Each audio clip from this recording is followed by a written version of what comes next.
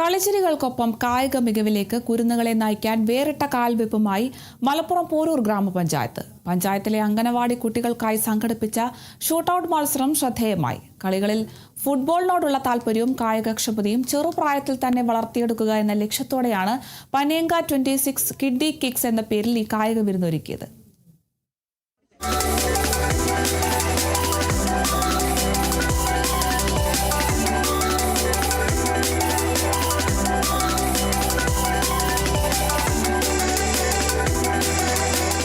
കുട്ടികളിൽ കായികലഹരി വളർത്താനും മാനസിക ശാരീരിക വികാസം ഉറപ്പിക്കാനുമായി പോരൂർ ഗ്രാമപഞ്ചായത്താണ് ഈ വ്യത്യസ്തമായ വേദിയൊരുക്കിയത്.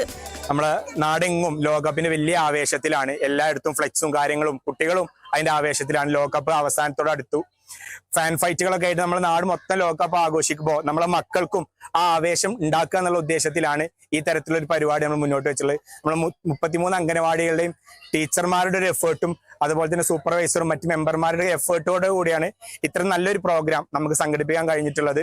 നമ്മളെ കുട്ടികൾക്ക് ഇപ്പൊ തന്നെ ഓരോ ജീവിതത്തിൽ എന്തെങ്കിലും ഒരു ലഹരി വേണം, ഒരു ലഹരി അവരുടെ ജീവിതത്തിലേക്ക് എത്തിക്കുക എന്നുള്ള ഉദ്ദേശത്തിൽ കൂടിയാണ് ഈ തരത്തിലുള്ള ഫുട്ബോൾ പനേങ്ക 2026 എന്നുള്ള പേരിൽ ഇങ്ങനെ ഒരു പരിപാടി സംഘടിപ്പിക്കാനാണ്.